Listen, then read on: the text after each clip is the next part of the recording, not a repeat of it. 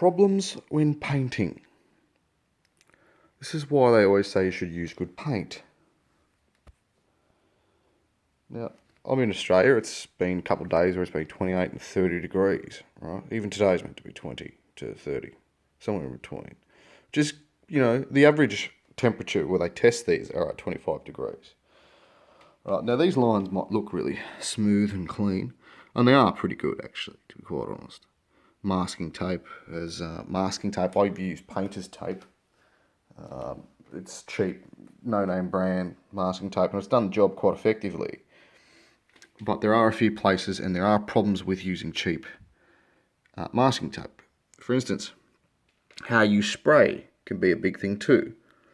The more layered it is, the more likely it is to rip chunks out when you finish.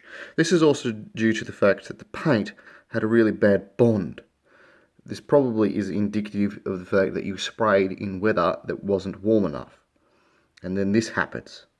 Now, I did actually spray in above 25 degrees. I also sprayed in 16 degrees, but stopped at 16. Now, the paint can itself said it would cure at 12 degrees minimum. This is what you have happen, which is called bleeding. Bleeding can happen. We can fix this up with a black permanent marker. But there again, I've lifted the masking tape off, a failure of bond, and it's ripped a chunk. And that's a problem. Now, this is a pretty decent spray paint. It's actually Durox, which is quite decent.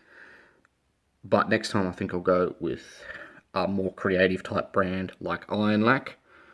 And we'll see how the bond holds on this. You can see that this is about 40 centimeters away.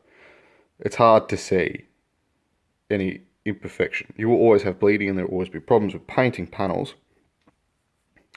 But yeah, there are issues. Now, when I removed the masking tape, the biggest fault on this was this.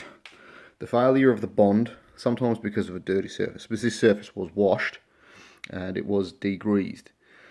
But there was a failure of a bond more likely due to temperature. And it's caked and laid and ripped right there. Now, I can see a temperature difference just about here. It's come with more of a clear coat on the edge where I've done the final spray. It's about this far in. It's actually more glossy. This Durox spray had gloss in it, so it was like a primer and a gloss altogether. But yeah, there are issues with spray paint panels, and I'll have to do a bit of work to fix this up.